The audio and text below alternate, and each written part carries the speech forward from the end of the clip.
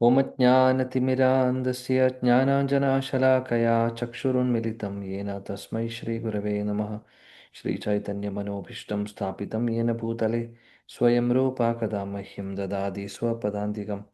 वन्देऽहं श्रीगुरो श्रीयुधपदकमलं श्रीगुरून् वैष्णवांश्च श्रीरूपं सागरजातं सहगणरघुनाथान्वितं तं सजीवं साद्वैतं सावधूतं परिजनसहितं कृष्णचैतन्यदेवो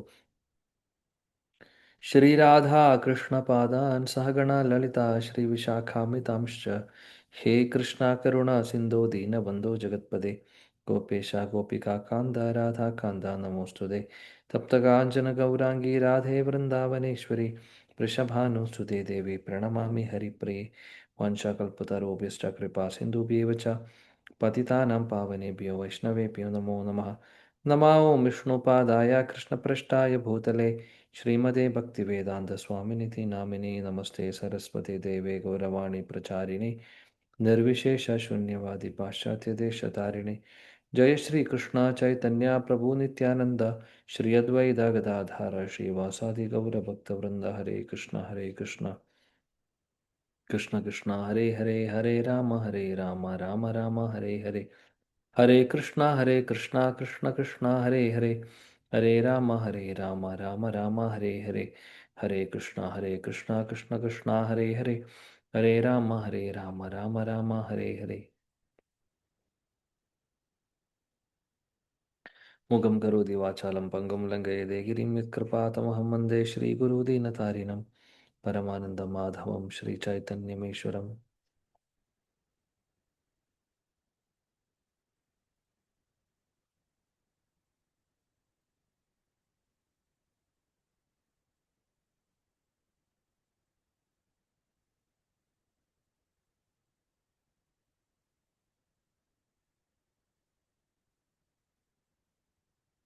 ഹരേ കൃഷ്ണ. പ്രിയപ്പെട്ട എല്ലാ ഭക്തർക്കും വിനീതമായ പ്രണാമം. ഗ്രന്ഥ ശ്രീമദ് ഭാഗവതം അധ്യായം 13, സ്കന്ധം 1, ശ്ലോകം നമ്പർ 18 വരെയായിരുന്നു കഴിഞ്ഞ ക്ലാസ്സിൽ നമ്മൾ കണ്ടത്. 19ാമത്തെ ശ്ലോകം നോക്കാം. വിതുര മഹാത്മാ ഹസ്തിനാപുരത്തിലേക്ക് തിരിച്ചു വന്നു. അദ്ദേഹത്തിൻ്റെ തീർത്ഥാടനം കഴിഞ്ഞ് യുധിഷ്ഠിര മഹാരാജാവിൻ്റെ കൊട്ടാരത്തിലേക്ക് വരുന്നു. കൊട്ടാരത്തിൽ ധൃതരാഷ്ട്രമുണ്ട്, ഗാന്ധാരിയുണ്ട്. അപ്പോൾ വിതുര മഹാത്മാ വന്നിട്ടുള്ളത് എന്തിനു വേണ്ടിയിട്ടാണ്? ധൃതരാഷ്ട്രരെ പറഞ്ഞ് മനസ്സിലാക്കിപ്പിക്കാൻ വേണ്ടി. അദ്ദേഹം വീണ്ടും ഭൗതികമായിട്ടുള്ള ആ ഒരു അറ്റാച്ച്മെൻറ്റിൽ പെട്ടിരിക്കുകയാണ്. ഇത്രയും ആയിട്ടും തിരിച്ചറിവ് വന്നിട്ടില്ല ധൃതരാഷ്ട്രർക്ക്. അപ്പോൾ വിതുരർക്ക് മനസ്സിലായി ഇനി സമയമില്ല. ധൃതരാഷ്ട്രം ഓൾറെഡി ഒരുപാട് പ്രായമായി. ഇനി ഇങ്ങനെ ഇരുന്ന് കഴിഞ്ഞാൽ ശരിയാവില്ല എന്ന് അദ്ദേഹത്തിന് അറിയാവുന്നതുകൊണ്ട് അദ്ദേഹത്തെ പ്രോത്സാഹിപ്പിക്കാൻ എല്ലാം ഉപേക്ഷിച്ച് കാട്ടിലേക്ക് പോയി ഭഗവാനെ ധ്യാനിക്കാൻ വേണ്ടി ഉപദേശിക്കാൻ വേണ്ടിയിട്ടാണ് വിതുരർ വന്നിട്ടുള്ളത്. നമ്മൾ ഇതിനു മുമ്പുള്ള ശ്ലോകങ്ങളിൽ കണ്ടു വിതുരരുടെ ആ ഒരു മറ്റുള്ളവരോട് തോന്നുന്ന ആ ഒരു മഹാകൃപ നമുക്ക് കാണാൻ സാധിക്കും. വിതുരർ തിരിച്ചു വരുന്നതിൻ്റെ പർപ്പസ് തന്നെ ഇതാണ്. ധൃതരാഷ്ട്രരെ എങ്ങനെയെങ്കിലും ആത്മസാക്ഷാത്കാരത്തിലേക്ക് എത്തിക്കുക എന്നുള്ളത് ഒരു ഉദ്ദേശം കൊണ്ട് മാത്രമാണ് അദ്ദേഹം തിരിച്ചു വരുന്നത്. കഴിഞ്ഞ ശ്ലോകങ്ങളിൽ നമ്മൾ കണ്ടു ധൃതരാഷ്ട്രോട് പറയുന്നു വിതുരർ, അതായത് ഇനി സമയമില്ല പാഴാക്കാൻ. അതുകൊണ്ട് എത്രയും പെട്ടെന്ന് കൂടുതൽ ഭൗതികമായിട്ടുള്ള കാര്യങ്ങളോട് ആസക്തിയുള്ളവർക്ക് സമയം വന്ന് നമ്മളെ വിഴുങ്ങും. സമയം വന്ന് വിഴുങ്ങും. ആ സമയം വിഴുങ്ങിക്കഴിഞ്ഞാൽ പിന്നെ പറഞ്ഞിട്ട് കാര്യമില്ല. അതുകൊണ്ട് ധൃതരാഷ്ട്രോട് പറയാണ്, നിങ്ങളുടെ സമയം ഏകദേശം അവസാനിക്കാറായി. ഇനി പാഴാക്കാൻ ഒട്ടും നമ്മുടെ കയ്യിൽ സമയമില്ല. അതുകൊണ്ട് ഉടനെ തന്നെ, ഒരു താമസമില്ലാതെ ഉടനെ തന്നെ എല്ലാം ഉപേക്ഷിച്ച് ഇവിടുന്ന് ഇറങ്ങിക്കോളൂ എന്നാണ് പറയുന്നത്. അങ്ങനെയാണ് 18ാമത്തെ ശ്ലോകത്തിൽ വിതുരർ പറയുന്നത്. നമുക്ക് നോക്കാം 19ാമത്തെ ശ്ലോകത്തിൽ എന്താണ് പറയുന്നത് എന്നുള്ളത്. പ്രതിക്രിയാന യസ്യേഹ कुतश्चित् कर्हिचित् प्रभो स एषा भगवान् कालः सर्वेषां नासमागताः सर्वेषां नासमागतः प्रतिक्रिया न यस्येह कुतश्चित् कर्हिचित् प्रभो स एष भगवान् कालः सर्वेषां नासमागतः प्रतिक्रिया न यस्येह कुतश्चित् कर्हिचित् प्रभो स एष भगवान् कालः सर्वेषां नासमागतः. श्लोकं वाയിച്ചോളൂ. हरे कृष्णा. ओम नमो भगवते वासुदेवाय. प्रतिक्रिया न यस्येह कुतश्चित् कर्हिचित् प्रभो स एषा भगवान् काला सर्वेषां न समागताः. हरे कृष्णा प्रभु जी. Thank you. कृष्ण प्रभु जी. हरे कृष्ण. प्रतिक्रिया न यस्येह कुतचित् कर्हिचित् प्रभो स एष भगवान् काल सर्वेषां न समागतः. हरे कृष्ण प्रभु जी. हरे कृष्णा. ओम नमो भगवते वासुदेवाय. प्रतिक्रिया न यस्येह कुतश्चित् कर्हिचित् प्रभो स एष भगवान् काल सर्वेषां न समागतः. हरे कृष्ण प्रभु जी. Thank you. വിവർത്തനം ഭാവാർത്ഥം വേറെ ആരെങ്കിലും വായിക്കും?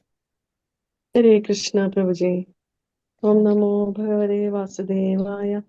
Vivartanam and Bhavatam by His Divine Grace A.C. Bhaktivedanta Swami Prabhupada. Srila Prabhupada ki jai.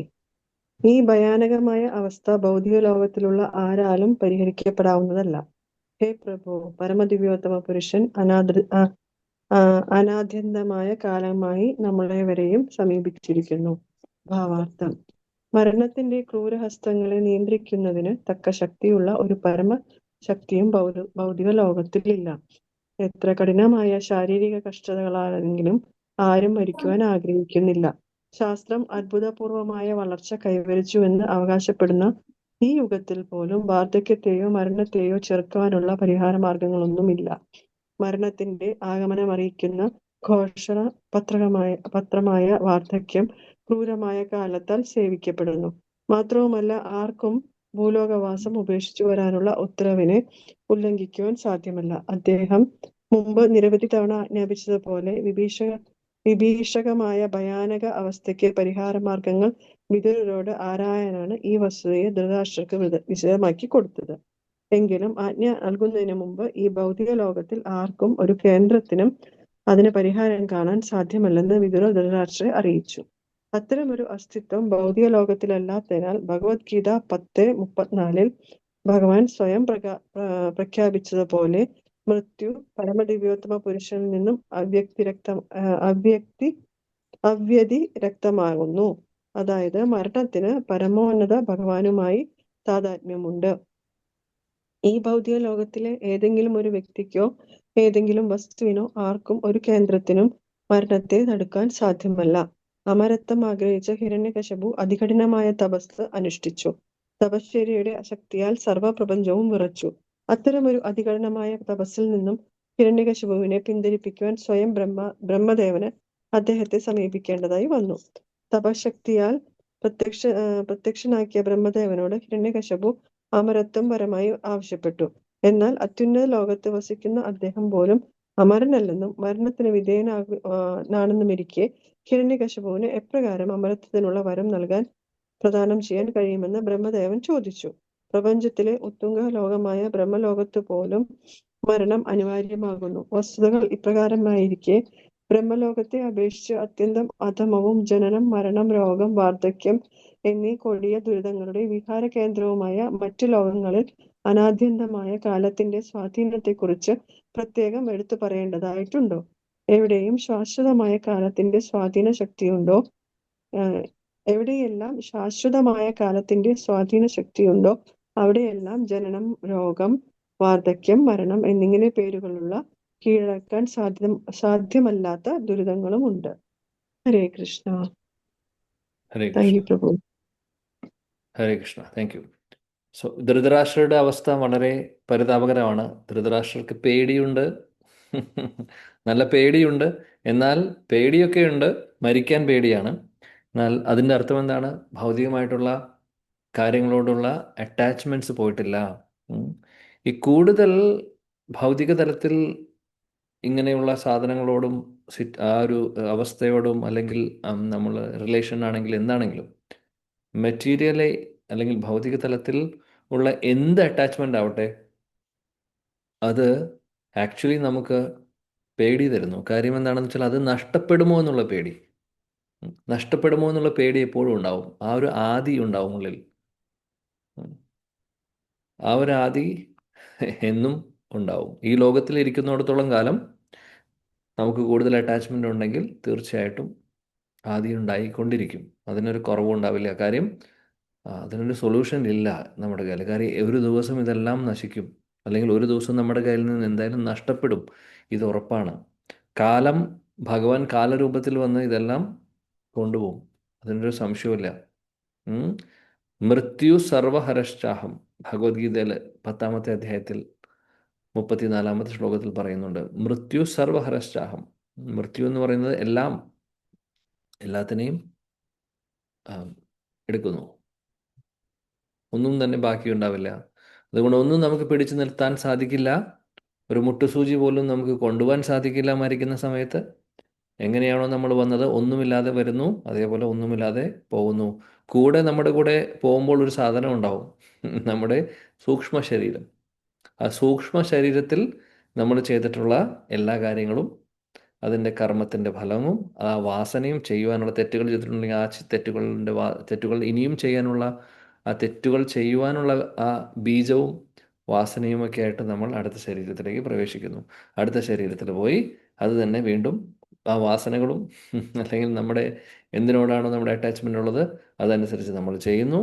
വീണ്ടും അവിടുന്ന് പോകുമ്പോൾ അടുത്തൊരു ലഗേജുമായിട്ട് പോകുന്നു, കർമ്മത്തിൻ്റെ ലഗേജുമായിട്ട് അടുത്ത ശരീരത്തിലേക്ക്. അങ്ങനെ ലഗേജുമായിട്ട് നമ്മൾ ഓരോ പ്രാവശ്യം ഓരോ ശരീരം മാറുന്നതനുസരിച്ച് നമ്മുടെ പെട്ടിയുടെ സൈസ് കൂടിക്കൊണ്ടിരിക്കുകയാണ്. തുടങ്ങുന്നത് ചെറുതായിട്ടായിരിക്കും. ഇപ്പോൾ നമുക്ക് കൊണ്ടുപോകാൻ പറ്റുന്നേക്കാൾ ഓവർ വെയ്റ്റിലാണ് നമ്മൾ പോയിക്കൊണ്ടിരിക്കുന്നത്. അത്രയ്ക്കധികം ലഗേജ്, കർമ്മങ്ങളുടെ ലഗേജ് കൊണ്ടുപോവാണ്. എന്നാൽ അങ്ങനെയാണ് അവസ്ഥ, അങ്ങനെയാണ് ആളുകൾ മാറിക്കൊണ്ടിരിക്കുന്നത്. നമുക്ക് ഇതിൽ നിന്ന് രക്ഷപ്പെടാൻ ഒരേ ഒരു മാർഗ്ഗമുള്ളൂ. ആ മാർഗമാണ് വിതുരർ പറഞ്ഞു കൊടുക്കുന്നത്. കാര്യം ധൃതരാഷ്ട്രയുടെ കാര്യം അങ്ങനെയാണ്. ധൃതരാഷ്ട്രം ഒരുപാട് തെറ്റുകൾ ചെയ്തു, തെറ്റുകൾക്ക് കൂട്ടുനിന്നു. വേണ്ട സമയത്ത് അദ്ദേഹം നല്ല ഉപദേശം കൊടുക്കുന്നതിന് പകരം മക്കൾക്ക് നല്ല ഉപദേശം കൊടുത്തിട്ടില്ല. അവർ ചെയ്തിട്ടുള്ള എല്ലാ മോശമായിട്ടുള്ള കാര്യങ്ങൾക്കും അദ്ദേഹം ശരിയെന്ന് പറഞ്ഞ് കൂട്ടുപിടിച്ചു. അവർ അധർമ്മത്തിൻ്റെ കൂടെ നിന്നു. അപ്പോൾ തീർച്ചയായിട്ടും അദ്ദേഹത്തിന് ശിക്ഷ ലഭിക്കേണ്ടതാണ്. മാത്രമല്ല അദ്ദേഹത്തിൻ്റെ ഈ അറ്റാച്ച്മെൻറ്റും പോയിട്ടില്ല. രാജ്യത്തോടാണെങ്കിലും പൈസയോടാണെങ്കിലും ആ സ്ഥാനത്തോടാണെങ്കിലും ഒക്കെ. അതുകൊണ്ട് തന്നെയാണ് ഇപ്പോഴും യുധിഷ്ഠിര മഹാരാജൻ്റെ കൂടെ നിൽക്കുന്നത്. അതാണ് വിതുരർ ചോദിക്കുന്നത്, നിങ്ങൾക്ക് ഇത്രയൊക്കെ ആയിട്ടും നിങ്ങൾക്ക് ഇതിനോടുള്ള ഒരു അറ്റാച്ച്മെൻറ്റ് പോയിട്ടില്ലേ എന്നാണ് ചോദിക്കുന്നത്. ഇവിടെ ഈ ശ്ലോകത്തിൽ എടുത്തു പറയുന്നു, അതായത് പേടിയുണ്ടാവും ഇതെല്ലാം വിടാൻ വേണ്ടിയിട്ട്. ഇതെല്ലാം നശിച്ചു പോവുമല്ലോ, അല്ലെങ്കിൽ എൻ്റെ കയ്യിൽ നിന്ന് നഷ്ടപ്പെടുമല്ലോ എന്നുള്ള പേടി. മരിക്കുന്ന സമയത്ത് ഇതെല്ലാം നഷ്ടപ്പെടുമല്ലോ എന്നുള്ള പേടിയാണ്. ഈ ആദി പേടി എന്നും ഉണ്ടാവും നമ്മുടെ കൂടെ. എന്നാൽ നമ്മൾ ശാന്തിയും സമാധാനവും വേണമെങ്കിൽ ഭഗവത്ഗീതയിൽ ഭഗവാൻ സൊല്യൂഷൻ പറഞ്ഞിട്ടുണ്ട്. ഭോക്താറാം യജ്ഞ തപസാം സർവ്വലോക മഹേശ്വരം 5:29 ഭഗവത്ഗീത. ഇവിടെ കാണുന്നതെല്ലാം നമ്മുടെയാണെന്ന് വിചാരിക്കുമ്പോഴാണ് അത് നഷ്ടപ്പെടുമെന്നുള്ളൊരു പേടി വരുന്നത്. എല്ലാം ഭഗവാന്റേതാണെന്ന് വിചാരിക്കുമ്പോൾ നമുക്ക് പേടിയില്ല. നമ്മൾ എങ്ങനെ ഇവിടെ വന്നോ കൈവീശി വരുന്നു. ഒന്നും നമ്മൾ സൂക്ഷ്മ ശരീരമല്ലാതെ ഒന്നും നമ്മൾ കൂടെ കൊണ്ടുവന്നിട്ടില്ല. അപ്പോൾ അതേപോലെ തന്നെ തിരിച്ചു പോകേണ്ടി വരുമെന്നുള്ളത് ഓർക്കുന്നില്ല ആളുകൾ. അത് ഓർക്കുന്നില്ല. ഒരുപാട് പൈസ സമ്പാദിക്കുന്നു, ഒരുപാട് പ്രോപ്പർട്ടി വാങ്ങിച്ചു കൂട്ടുന്നു, അത് ചെയ്യുന്നു, ഇത് ചെയ്യുന്നു. ഒരു പരിധിവരെ നമ്മുടെ മെയിൻ്റെനൻസിന് വേണ്ടി, ഫ്യൂച്ചറിന് വേണ്ടി സേവിങ്സ് ഒക്കെ വേണം. അതൊന്നും തെറ്റായിട്ടുള്ളൊരു കാര്യമല്ല, തീർച്ചയായിട്ടും വേണ്ടത് തന്നെയാണ്. കാര്യം നമുക്ക് ജീവിക്കാൻ എന്തെങ്കിലും ഒരു ബാക്കപ്പ് വേണം. പക്ഷേ അത് മാത്രമാണ് ജീവിതത്തിൻ്റെ ലക്ഷ്യമെന്ന് വിചാരിച്ച് സമയം മുഴുവനും അതിനുവേണ്ടി മാറ്റിവെക്കുന്നത്, വേറെ ഭഗവത് കാര്യങ്ങൾക്ക് ഒന്നിനും സമയമില്ല, ബാക്കി ജോലി സംബന്ധമായിട്ടുള്ള കാര്യം, വരുമാനം, എന്തെങ്കിലും പ്രോഫിറ്റുള്ള കാര്യമാണെങ്കിൽ തയ്യാറാണ്. കാര്യം ഭക്തി മാർഗം ഉടനെ പ്രോഫിറ്റ് കിട്ടുന്നതായിട്ട് ഫീൽ ചെയ്യുന്നില്ല ആളുകൾക്ക്. ആക്ച്വലി അവരുടെ സ്പിരിച്വൽ ക്രെഡിറ്റ് കൂടുന്നുണ്ട്, അത് മനസ്സിലാക്കുന്നില്ല. അത് മനസ്സിലാക്കാനുള്ള ഒരു ബുദ്ധി ആവാത്തത് കൊണ്ടാണ്.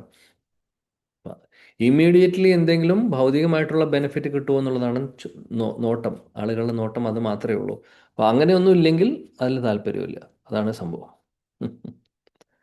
എന്നാൽ ഭാവാർത്ഥത്തിൽ ശീലപ്രഭാജി പറയുന്നു, ഒരു ശക്തിക്കും മരണത്തെ തടുക്കാൻ സാധിക്കില്ല.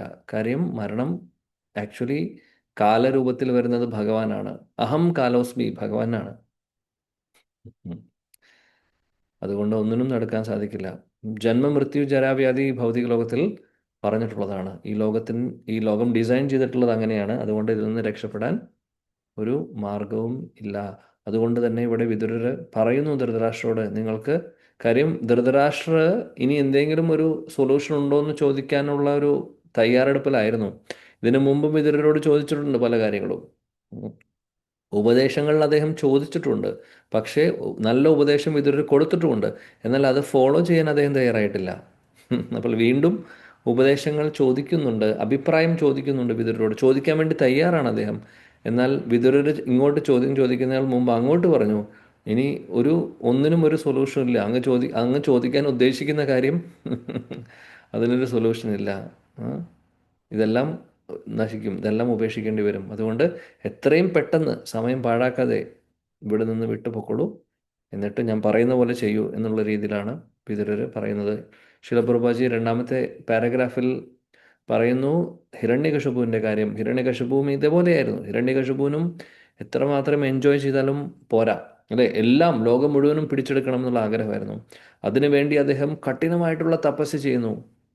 ബ്രഹ്മാവ് പ്രത്യക്ഷപ്പെട്ടപ്പോൾ ബ്രഹ്മാവിനോട് ചോദിക്കുന്നത് അമരത്വമാണ്, ഞാൻ മരിക്കരുത്. ബ്രഹ്മാവ് പറഞ്ഞു, അമരത്വം എനിക്ക് പോലും ഇല്ല. ബ്രഹ്മലോകം എന്ന് പറയുന്ന ഞാനിരിക്കുന്ന ലോകത്തും ആ ബ്രഹ്മലോകത്തിൽ പോലും ബ്രഹ്മലോകത്തിലുള്ള എനിക്ക് പോലും മരണമുണ്ട് ഒരു ദിവസം. ആ ബ്രഹ്മാ ഭുവനാൽ ലോകെ പുനരാവർത്തിനോ അർജുന, അല്ലേ? അതാണ് ബ്രഹ്മലോകം മുതൽ താഴോട്ട് എല്ലാ ലോകങ്ങളിലും ജന്മമൃത്യു ജരാവ്യാധിയുണ്ട്. സമയം വ്യത്യാസം ഉണ്ടാവുന്നു മാത്രം, പക്ഷേ എല്ലായിടത്തും ഉണ്ട്. അങ്ങനെയുള്ള ഒരു അനുഗ്രഹം, അങ്ങനെയുള്ള ഒരു വരം എനിക്ക് തരാൻ സാധിക്കില്ല, ബ്രഹ്മാവ് പറഞ്ഞു. പിന്നീടാണ് ഹിരണ്യകശിപു സൂത്രത്തിൽ, അല്ലെങ്കിൽ അദ്ദേഹത്തിൻ്റെ അതിബുദ്ധി ഉപയോഗിച്ച് പല പല കാര്യങ്ങൾ പറഞ്ഞത്. നമുക്ക് ക്രൈറ്റീരിയ പറയേണ്ട ആവശ്യമില്ല, നമ്മൾ പലതവണ കേട്ടിട്ടുള്ളതാണ്. വെളിച്ചുള്ളപ്പോൾ ആർക്കും എന്നെ കൊല്ലാൻ സാധിക്കരുത്, രാത്രി പാടില്ല, ആയുധം കൊണ്ട് പാടില്ല, മനുഷ്യർക്ക് പാടില്ല, ദേവന്മാർക്ക് പാടില്ല, അങ്ങനെ പല പല ക്രൈറ്റീരിയ. അതെല്ലാം ഓക്കെ എന്ന് പറഞ്ഞു ബ്രഹ്മാവ്. പിന്നെ അവസാനം ഭഗവാൻ നരസിംഹദേവൻ വന്ന് വേണ്ട കാര്യം ചെയ്തു, അല്ലേ? അതായത് ഫസ്റ്റ് ഗാസ്ട്രോ ഇൻറ്റസ്റ്റൈനൽ സർജറി ചെയ്യുന്നു ഹിരണ്യകശിപുവിൻ്റെ നരസിംഹദേവൻ. അതും വേറെ നമ്മളെ ഡോക്ടേഴ്സ് ഉപയോഗിക്കുന്ന പോലെ, സർജറിക്ക് ഉപയോഗിക്കുന്ന പോലെ നൈഫൊന്നും ഉപയോഗിച്ചിട്ടില്ല. കൈ ഉപയോഗിച്ചിട്ടാണ് ഗാസ്ട്രോ ഇൻറ്റസ്റ്റൈനൽ സർജറി ചെയ്യുന്നത്. സർജറി ചെയ്ത് എന്താണ് സംഭവിക്കുന്നത്? സാധാരണ സർജറി ചെയ്ത ആൾ മരിച്ചു, പക്ഷേ ആളുടെ ഭൗതിക ശരീരം നശിക്കുന്നു, അദ്ദേഹത്തിന് മുക്തി കിട്ടുന്നു. അതാണ് സ്പെഷ്യൽ. ഭഗവാന്റെ കൈകൊണ്ടുള്ള സർജറി നടന്നു കഴിഞ്ഞു കഴിഞ്ഞാൽ അതാണ് സംഭവിക്കുക. ഓക്കെ, അടുത്ത ശ്ലോകം 20. യേന ചൈവാഭിപന്നോയം പ്രാണൈ പ്രിയാതമേരപി ജന സദ്യോ വിയുജ്യേത കിം ഉതാന്യേർദനാധിഭിഃ.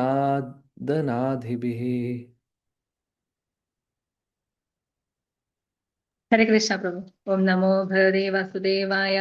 യേന ചൈവാഭിപന്നോയം പ്രാണൈ പ്രിയതമൈരപി ജനസദ്യോ വിയുജ്യേത കിമുതാനൈർദനാധിഭിഃ. ഹരേ കൃഷ്ണ. ഹരേ കൃഷ്ണ. ഓം നമോ ഭഗവതേ വാസുദേവായ. യേന ചൈവാഭിപന്നോയം പ്രാണേ പ്രിയതമൈരപി ജനസദ്യോ വിയുജ്യേത കിം ഉദാനിർദനാദിഭിः. ഹരേ കൃഷ്ണ പ്രഭു. ഹരേ കൃഷ്ണ. ഓം നമോ ഭഗവതേ വാസുദേവായ. येन चैवाभिपन्योऽयं प्राणे प्रियतमैरपि जनः सद्यो वियुज्येत किमुदानैर्दनादिभिः. हरे कृष्ण. Thank you. വിവർത്തനം ഭാവാർത്ഥം. ഹരേ കൃഷ്ണ. വിവർത്തനം ആൻഡ് ഭാവാർത്ഥം ബൈ ശ്രീല പ്രഭുപാദ് കി ജയ്. പരമമായ കാലത്തിന്റെ സ്വാധീനത്തിലുള്ളവരാരും അയാൾക്ക് അത്യന്തം പ്രിയപ്പെട്ട സ്വജീവിതം പരിത്യാഗം ചെയ്തേ മതിയാവൂ എന്നിരിക്കെ മറ്റു വിഷയങ്ങളായ സമ്പത്ത്, പ്രശസ്തി, മക്കൾ, ഭൂസ്വത്ത്, ഭവനം എന്നിവയെക്കുറിച്ച് പ്രത്യേകം എടുത്തു പറയേണ്ടതായിട്ടുണ്ടോ? ഭാവാർത്ഥം. പദ്ധതികൾ ആസൂത്രണം ചെയ്യുന്ന തൊഴിലിൽ ഏർപ്പെട്ടിരിക്കുന്ന ഒരു വലിയ ഭാരതീയ ശാസ്ത്രജ്ഞൻ ഒരു പ്രധാനപ്പെട്ട സമിതിയുമായുള്ള കൂടിക്കാഴ്ചയ്ക്ക് പോകുന്ന വേളയിൽ അദൃശ്യമായ കാലത്താൽ കീഴടക്കപ്പെടുകയും അദ്ദേഹത്തിന്റെ പത്നി, കുട്ടികൾ, ഭൂമി, ധനം എന്നിവ അടിയറ വയ്ക്കേണ്ടതായി വരികയും ചെയ്തു.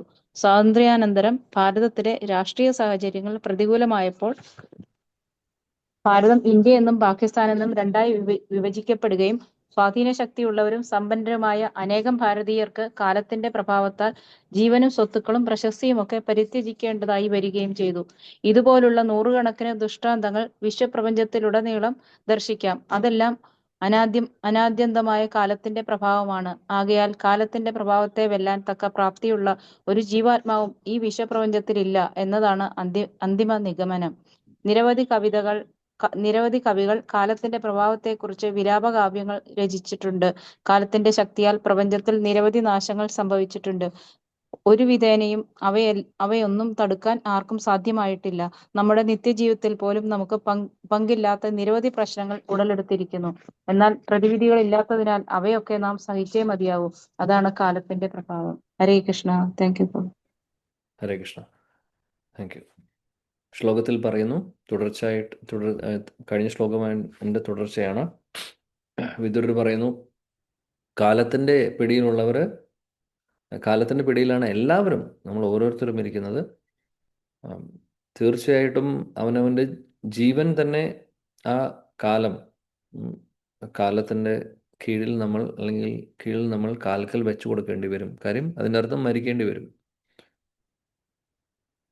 പിന്നെ എന്ത് പറയാനാണ്, നമ്മുടെ ധനത്തിൻ്റെ കാര്യമാണെങ്കിലും, നമ്മുടെ പേര് പ്രശസ്തിയാണെങ്കിലും, കുട്ടികളാണെങ്കിലും, വീടാണെങ്കിലും, കുടുംബമാണെങ്കിലും, നാടാണെങ്കിലും, അതിൻ്റെ കാര്യം പിന്നെ പറയേണ്ട ആവശ്യമുണ്ടോ? ജീവൻ തന്നെ നമുക്ക് കാലത്തിൻ്റെ കാൽക്കൽ നമ്മൾ അടിയറവ് വെക്കേണ്ടി വരും. പിന്നെയാണോ മറ്റുള്ള സാധനങ്ങൾ? അതെന്തായാലും പോകും കയ്യിൽ നിന്ന്. ഇതാണ് പറയുന്നത്. ശീലപ്രഭാജി ഭാവാർത്ഥത്തിൽ പറയുന്നു, പണ്ട് ഒരു ഇന്ത്യൻ ശാസ്ത്രജ്ഞൻ ഉണ്ടായിരുന്നു. അദ്ദേഹം ഇതേപോലെ ഒരുപാട് പ്ലാനുകളൊക്കെ ചെയ്യുന്ന ഒരു വ്യക്തിയായിരുന്നു. അദ്ദേഹത്തിന് പെട്ടെന്ന് ഒരു ദിവസം ഒരു മീറ്റിങ്ങിന് പോകുന്ന സമയത്ത് തന്നെ അദ്ദേഹത്തിന് മരണം സംഭവിക്കുന്നു. ഇതേപോലെ ഒരുപാട് ആളുകൾക്ക് സംഭവിച്ചിട്ടുണ്ട്. ഒരുപാട് പൊളിറ്റീഷ്യൻസിന് സംഭവിച്ചിട്ടുണ്ട്. ഒരുപാട് സെലിബ്രിറ്റീസിന് സംഭവിച്ചിട്ടുണ്ട്. വലിയ വലിയ പ്ലാനുകളും വലിയ വലിയ കാര്യങ്ങളൊക്കെ ചെയ്ത് എല്ലാം, അതായത് ഈ ലോകം മുഴുവനും നമ്മുടെ കൈകളുടെ ഉള്ളിലാണെന്നുള്ളൊരു ധാരണയോടുകൂടി നടക്കുന്നവർക്ക് ഒരു നിമിഷത്തിൽ എല്ലാം അവസാനിക്കുന്നത് നമ്മൾ കാണുന്നുണ്ട്. അപ്പോൾ ഇതെല്ലാം എന്തുകൊണ്ട് ഇങ്ങനെയുള്ള ചിന്താഗതി? കാര്യം ഭക്തിപരമായിട്ടുള്ള ആധ്യാത്മിക തലത്തിലുള്ള അറിവുകളില്ലാത്തത് കൊണ്ടാണ്.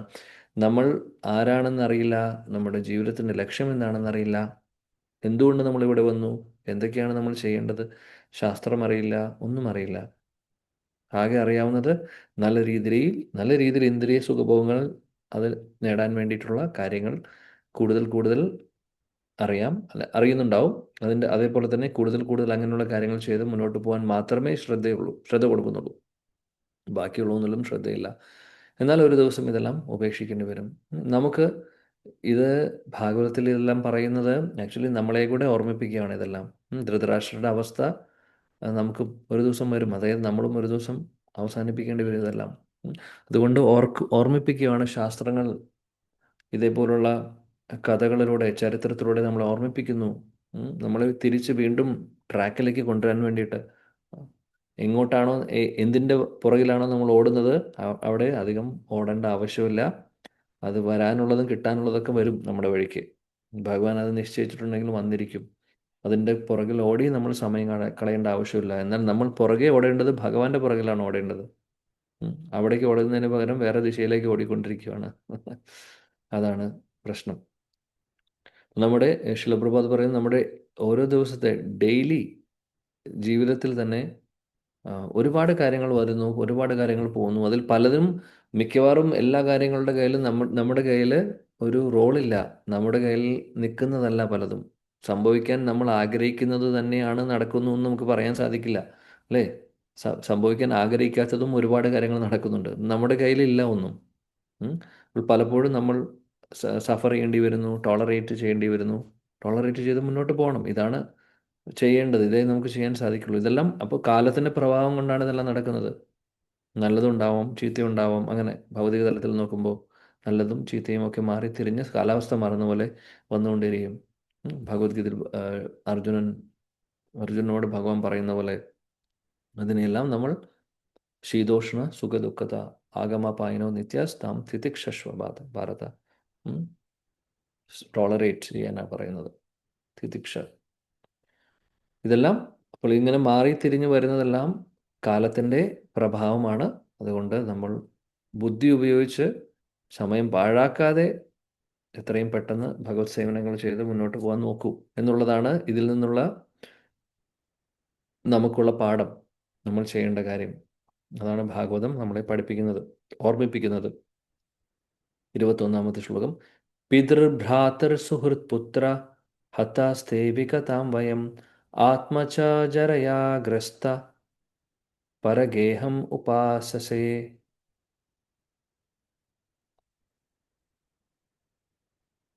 ഹരേ കൃഷ്ണ.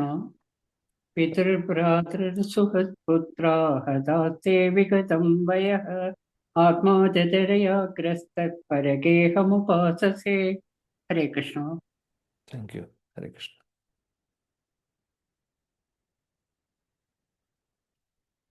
ഹരേ കൃഷ്ണ. പിതൃഭ്രാതൃസുഹൃത്പുത്ര ഹതാസ്തേ വിഗതം വയം ആത്മാചാജരയാ ഗ്രസ്തഃ പരഗേഹമുപാസസേ. ഹരേ കൃഷ്ണ. താങ്ക് യു പ്രഭുജി. ഹരേ കൃഷ്ണ. പിതൃഭ്രാതൃസുഹൃത്പുത്ര ഹതാസ്തേ വിഗതം വയം ആത്മാചരജരയാ ഹസ്ത പരഗേഹമുപാസസേ. ഹരേ കൃഷ്ണ. Thank you. ഹരേ കൃഷ്ണ പ്രഭു. വിവർത്തനമായിക്കോട്ടെ. വായിക്കൂ. വിവർത്തനമായിക്കട്ടെ പ്രഭു. വായിക്കൂ. ഹരേ കൃഷ്ണ. ശ്രീല പ്രഭുപാദ് കി ജയ്. ഞങ്ങളുടെ പിതാവും ഭ്രാതാവും സുഹൃത്തുക്കളും പുത്രന്മാരുമൊക്കെ ഇഹലോകവാസം വെടിഞ്ഞു കഴിഞ്ഞു. അങ്ങ് ജീവിതത്തിന്റെ ഏറിയ ഭാഗവും പിന്നിട്ട് കഴിഞ്ഞിരിക്കുന്നു. അങ്ങയുടെ ശരീരം ഇപ്പോൾ ദുർബലമായി തീർന്നിരിക്കുന്നു. മാത്രവുമല്ല, അങ്ങ് വസിക്കുന്നതും മറ്റൊരാളുടെ കൊട്ടാരത്തിലാകുന്നു. ഹരേ കൃഷ്ണ. ഭാവാർത്ഥം. ക്രൂരമായ കാലത്തിന്റെ പ്രഭാവത്താലുള്ള ധൃതരാഷ്ട്രരുടെ ഭദ്രമല്ലാത്ത അവസ്ഥയെക്കുറിച്ചും അദ്ദേഹത്തിന്റെ അനുഭവത്താൽ സ്വജീവിതത്തിൽ ഇനി സംഭവിക്കാൻ പോകുന്നതിനെ കുറിച്ചും അത്യന്തം തീക്ഷണശക്തിയോടുകൂടി വീക്ഷിക്കണമെന്നും വിതുരർ രാജാവിനെ ഓർമ്മപ്പെടുത്തി. അദ്ദേഹത്തിന്റെ പിതാവ് വിചിത്രവീര്യൻ അദ്ദേഹവും അദ്ദേഹത്തിന്റെ ഇളയ ഭ്രാതാക്കളും ശിശുക്കളായിരിക്കെ ഇഹലോകവാസം വെടിഞ്ഞിരുന്നു. ഭീഷ്മദേവന്റെ കാരുണ്യത്താൽ പ്രത്യേക ശ്രദ്ധയിലും ഉത്തരവാദിത്വത്തിലുമാണ് അവർ നല്ല രീതിയിൽ വളർന്നു വന്നത്. പിൽക്കാലത്ത് അദ്ദേഹത്തിന്റെ ഭ്രാതാവായ പാണ്ഡുവും മൃത്യുവിനിരയായി. അനന്തരം കുരുക്ഷേത്ര യുദ്ധത്തിൽ അദ്ദേഹത്തിന്റെ 100 പുത്രന്മാരും അദ്ദേഹത്തിന്റെ പൗത്രരും സുഹൃത്തുക്കളും ഭീഷ്മർ, ദ്രോണർ, കർണൻ തുടങ്ങിയ അഭ്യുദയകാംക്ഷികളും മറ്റനേകം രാജാക്കന്മാരും വീരമൃത്യു വരിച്ചു. അങ്ങനെ എല്ലാ ബന്ധുമിത്രാദികളും സമ്പത്തുമെല്ലാം അദ്ദേഹത്തിന് നഷ്ടപ്പെട്ടു കഴിഞ്ഞിരിക്കുന്നു. എന്നിട്ടും വിവിധങ്ങളായ വിപത്തുകളിൽ അകപ്പെടുത്തി അദ്ദേഹം ദ്രോഹിച്ച സ്വന്തം ഭാഗിനേയന്റെ കാരുണ്യത്താൽ ഇപ്പോൾ അദ്ദേഹം ജീവിക്കുന്നു. ഈ എല്ലാ തിക്താനുഭവങ്ങൾക്കു ശേഷവും ധാരാളം കാലം ജീവിക്കണമെന്നാണ് അദ്ദേഹം ചിന്തിച്ചിരുന്നത്. ഓരോരുത്തരും അവരവരുടെ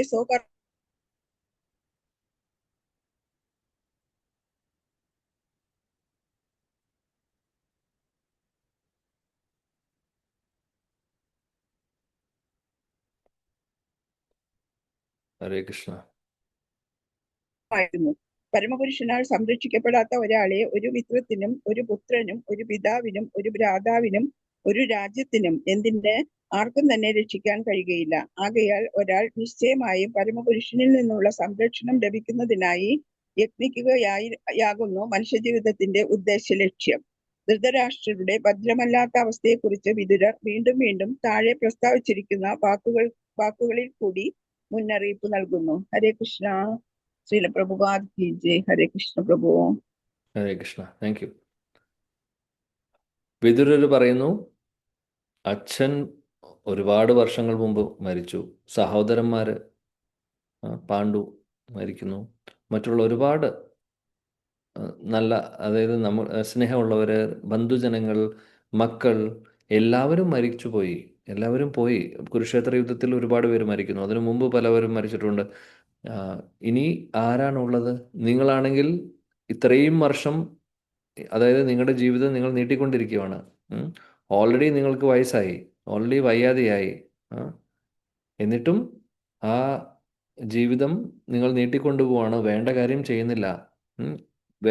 വേറൊരാളുടെ വീട്ടിൽ നിൽക്കുന്നു, ഇപ്പോഴും രാജ്യത്തോടും സ്ഥാനത്തോടുമുള്ള ആ ഒരു അറ്റാച്ച്മെന്റ് പോയിട്ടില്ല. എന്താണ് നിങ്ങൾ കാണുന്നത്? എന്താണ് നിങ്ങളുടെ ഉദ്ദേശം? വിതുരർ ചോദിക്കുന്നു. വളരെ സ്ട്രോങ് ആയിട്ട് തന്നെയാണ് ധൃതരാഷ്ട്രോട് ചോദിക്കുന്നത്. കാര്യം സ്ട്രോങ് ആയിട്ട് തന്നെ ചോദിക്കേണ്ടി വരുന്നു ഈ ഒരു സിറ്റുവേഷനിൽ. കാര്യം സ്ട്രോങ് അല്ലെങ്കിൽ ധൃതരാഷ്ട്രരുടെ തലയിൽ കയറുന്നില്ല, ഇതുവരെ കയറിയിട്ടില്ല. അതുകൊണ്ട് തന്നെയാണ് വിതുരർ വേണ്ട രീതിയിൽ അതായത് വളരെ സ്ട്രോങ് ആയിട്ട് പറയുന്നത്. അങ്ങനെ പറഞ്ഞിട്ടാ ഇനി മുന്നോട്ട് നമ്മൾ കാണും ധൃതരാഷ്ട്രർക്ക് ബോധം വരുന്നു. കാര്യം യുധിഷ്ഠിര മഹാരാജാവ് പറയില്ല ഇവിടുന്ന് ഇറങ്ങിപ്പോവാനോ, അല്ലെങ്കിൽ അങ്ങേക്ക് പ്രായമായി, അങ്ങേക്ക് ഇനി കാട്ടിലേക്ക് പോയി നാമം ജപിക്കാം അല്ലെങ്കിൽ ധ്യാനിക്കാമെന്ന് യുധിഷ്ഠിര മഹാരാജാവ് പറയില്ല. യുധിഷ്ഠിര മഹാരാജാവ് അച്ഛനെ പോലെ കാണുകയാണ് ചെയ്യുന്നത്. അത്രമാത്രം ബഹുമാനം കൊടുക്കുന്നു, എല്ലാവിധ ഫെസിലിറ്റീസും അദ്ദേഹത്തിന് അറേഞ്ച് ചെയ്ത് കൊടുത്തിട്ടുണ്ട്. വിതുരർക്ക് മാത്രമേ പറയാൻ സാധിക്കുള്ളൂ, യുധിഷ്ഠിര മഹാരാജൻ അച്ഛനെ കാണുന്ന പോലെ അദ്ദേഹത്തോട് സ്നേഹിക്കുകയാണ്. അങ്ങനെയുള്ളവരോട് ഇങ്ങനെ ഉപദേശങ്ങളൊന്നും കൊടുക്കാൻ സാധിക്കില്ലല്ലോ. വിതുരനാണെങ്കിൽ സഹോദരനായതുകൊണ്ടും മാത്രമല്ല വിതുരൻ ഭക്തനായതുകൊണ്ടും അദ്ദേഹം വേണ്ട രീതിയിൽ ഡോസ് കൊടുക്കുകയാണ് ചെയ്യുന്നത്. ഇതിനു മുമ്പ് ശ്രമിച്ചിട്ടുണ്ട്, അന്ന് അദ്ദേഹം കേട്ടിട്ടില്ല. അദ്ദേഹത്തിൻ്റെ കൂടെ മക്കളും ഉണ്ടായിരുന്നു, തലതിരിഞ്ഞ മക്കളും കൂടെ ഉണ്ടായിരുന്നു. എല്ലാവരും കൂടെ അവസാനം വിതുരരെ വീട്ടിൽ നിന്ന് ഇറക്കി വിടുന്നു. അതാണ് ചെയ്തത്. എന്നാൽ ഇപ്പോൾ ഒരു അവസരം കിട്ടിയപ്പോൾ ഭക്തനായിട്ടുള്ള വിതുരൻ വീണ്ടും വന്ന്, അതായത് അദ്ദേഹത്തിന് വേണമെങ്കിൽ വരാതിരിക്കാമായിരുന്നു, അദ്ദേഹത്തിന് ചിന്തിക്കാമായിരുന്നു, എന്നെ വീട്ടിൽ നിന്ന് ഇറക്കി വിട്ടതല്ലേ, ധൃതരാഷ്ട്രം കൂടെ നിന്നാണ്, അവരെല്ലാവരും കൂടെ ഇറക്കി വിട്ടതാണ്. ധൃതരാഷ്ട്രം ഒരു വാക്ക് പറഞ്ഞില്ല, വിതുരരോട് നിൽക്കാൻ വേണ്ടി പറഞ്ഞില്ല. പോവാന്ന് തീരുമാനിച്ച പൊക്കോളൂ എന്നുള്ള രീതിയിൽ തന്നെയായിരുന്നു നിന്നത്. എന്നിട്ടും വിതുര മഹാത്മ തിരിച്ചു വരുന്നു. സാധാരണ ഒരാളാണെങ്കിൽ, നമ്മളെപ്പോലെ ആണെങ്കിൽ നമ്മളെ ആരെങ്കിലും വീട്ടിൽ നിന്ന് പുറത്താക്കി കഴിഞ്ഞാൽ, അല്ലെങ്കിൽ ഏതെങ്കിലും കൂട്ടുകാരാവട്ടെ ബന്ധുജനങ്ങളാവട്ടെ ഇറങ്ങിപ്പോക്കോളൂ ഇനി കാണാണ്ടെന്ന് പറഞ്ഞു കഴിഞ്ഞാൽ പിന്നെ തിരിച്ചു വരുമോ? സാധാരണ തിരിച്ചു വരാൻ നമ്മുടെ ഉള്ളിൽ ആ ഒരു ഈഗോ സമ്മതിക്കില്ല, അല്ലേ? ജനറലി അങ്ങനെയാണ്. പ്രത്യേകിച്ചും നമ്മളെ പിന്നെ വന്ന് കണ്ട് തിരിച്ച് നമ്മളെ വിളിച്ചിട്ടില്ലെങ്കിൽ. പലപ്പോഴും സംഭവിക്കുന്നത്, അങ്ങനെ സംഭവിച്ചാലും ചിലപ്പോൾ തിരിച്ചു വിളിക്കാൻ വരുന്നു, ക്ഷമ ചോദിക്കുന്നു, ഞങ്ങളുടെ ഭാഗത്ത് തെറ്റുപറ്റി, ഇറക്കി വിടാൻ പാടില്ലായിരുന്നു, അന്നത്തെ ഒരു സാഹചര്യം കൊണ്ട് സംഭവിച്ചതാണ്, അതുകൊണ്ട് അങ്ങ് തിരിച്ചു വരണം എന്ന് പറഞ്ഞ് വിളിക്കുമ്പോൾ പോലും, അത്രയും ക്ഷമയോടുകൂടി ക്ഷമിക്കാൻ വേണ്ടി വന്ന് മാപ്പ് പറയുമ്പോൾ പോലും ചിലപ്പോൾ ആളുകൾ ക്ഷമിക്കാൻ തയ്യാറാവില്ല. അതാണ് ഇപ്പോഴത്തെ അവസ്ഥ, ഇപ്പോഴത്തെ നമ്മുടെ കാലത്തിൽ നടക്കുന്നത്. ഇവിടെ ധൃതരാഷ്ട്രർ അങ്ങനെ പോലും ചെയ്തിട്ടില്ല. ധൃതരാഷ്ട്രർ എന്നാൽ വിതുരരോട് പറഞ്ഞിട്ടില്ല, ഞാൻ അങ്ങയോട് ക്ഷമിക്കുന്നു, ഇതുവരെ പറഞ്ഞിട്ടില്ല. ഞാൻ അങ്ങയോട് ക്ഷമിക്കുന്നു, അങ്ങനെ സംഭവിക്കാൻ പാടില്ലായിരുന്നു, എൻ്റെ മക്കൾ പറഞ്ഞപ്പോൾ ഞാൻ കൂട്ടി നിൽക്കാൻ പാടില്ലായിരുന്നു. അദ്ദേഹത്തിന് അങ്ങനെ ഒരു ബോധം ഇതുവരെ വന്നിട്ടില്ല. ഇതൊക്കെ ആയിട്ടും വിതുരർ തിരിച്ചു വന്നു. വിതുരർ തിരിച്ചു വരുന്നത് ഈ ഒരു ഉദ്ദേശത്തോട് കൂടിയിട്ട്, എൻ്റെ ജ്യേഷ്ഠനെ എങ്ങനെയെങ്കിലും രക്ഷിക്കണം എന്ന് പറഞ്ഞു. ഇതാണ് ഒരു ഭക്തരുടെ ആ ഒരു മനോഭാവം. അവർക്ക് ഉണ്ടാവുന്ന പ്രശ്നങ്ങളോ ബുദ്ധിമുട്ടുകളോ ഒന്നും അകത്തോട്ട് അവരെടുക്കുന്നില്ല. അവർ കാണുന്നത് മറ്റുള്ളവരുടെ നന്മ മാത്രമേ കാണുന്നുള്ളൂ. ഒരു ഭക്തൻ്റെ മനസ്സെങ്ങനെയാണ്? മറ്റുള്ളവരുടെ നന്മ മാത്രമേ കാണുള്ളൂ. അവനവനെ ആരെന്ത് പഴിച്ചാലും, എന്ത് മോശമായിട്ട് പറഞ്ഞാലും, ഇറക്കി വിട്ടാലും ചവിട്ടിയാലും പ്രശ്നമില്ല. ഇത് തന്നെയായിരുന്നു ഭീഷ്മ പിതാമഹനും. അദ്ദേഹത്തിൻ്റെ ക്വാളിറ്റി അങ്ങനെ തന്നെയാണ്. പലവരും ഭീഷ്മ പിതാമഹനെ തെറ്റായിട്ട് ധരിക്കുന്നു. അദ്ദേഹം വേണ്ട സമയത്ത് പറഞ്ഞില്ല, ദ്രൗപദി ദേവിയെ രക്ഷിച്ചില്ല, പല പല പല ചോദ്യചിഹ്നങ്ങളും ഭീഷ്മ പിതാമഹൻ്റെ മുമ്പിലും വന്നിട്ടുണ്ട്. അദ്ദേഹം അതൊന്നും കാര്യമാക്കിയില്ല. അദ്ദേഹത്തിൻ്റെ മുകളിൽ പഴി വന്നോട്ടെ, ഞാൻ ഭഗവത് സേവനം ചെയ്തുകൊണ്ടിരിക്കുകയാണ് എന്നുള്ളൊരു ഭാവത്തിലായിരുന്നു അദ്ദേഹം. ഭക്തരുടെ മനസ്സെങ്ങനെയായിരിക്കും? അവനവൻ എന്ത് പ്രശ്നങ്ങൾ വന്നാലും നേരിടാൻ തയ്യാറാണ്. ഏത് മോശമായിട്ടുള്ള രീതിയിൽ ആളുകൾ പറഞ്ഞാലും അതൊക്കെ സഹിക്കാൻ തയ്യാറാണ്. തൃണാദപി ശുനിചേന തരോരപി സഹിഷ്ണുന അമാനീന മാനദേന കീർത്തനീയ സദാഹരി. ഈ ക്വാളിറ്റീസ്, ഈ 4 കാര്യങ്ങൾ, ഈ ശ്ലോകത്തിൽ പറയുന്ന 4 കാര്യങ്ങൾ ഫോളോ ചെയ്യാൻ പറ്റുന്ന ഭക്തർക്ക് മാത്രമാണ്. അവർക്കല്ലാതെ മറ്റുള്ള ഈഗോ ഉള്ളവർ, സാധാരണ ആളുകൾ നമ്മളെപ്പോലുള്ള ഭക്തിയിൽ ഒരു മെച്യൂരിറ്റി വരാത്ത എല്ലാവർക്കും ഈ ഈഗോ പ്രശ്നം ഉണ്ടാവും. അവരങ്ങനെ എന്നാലും പറയാൻ പാടില്ലായിരുന്നു, അത് പറയാൻ പാടില്ല, എന്തൊക്കെയാണെങ്കിലും അങ്ങനെ ഇത്രയൊന്നും പറയാൻ പാടില്ലായിരുന്നു. എന്തെങ്കിലും ഒരു ജസ്റ്റിഫിക്കേഷൻ കൊണ്ടുവരും നമ്മൾ. ഓക്കെ, ശരിയാണ്, തെറ്റായിരിക്കും, പക്ഷെ ഇങ്ങനെ പറയാൻ പാടില്ല. സഹിക്കാൻ നമുക്കറിയില്ല.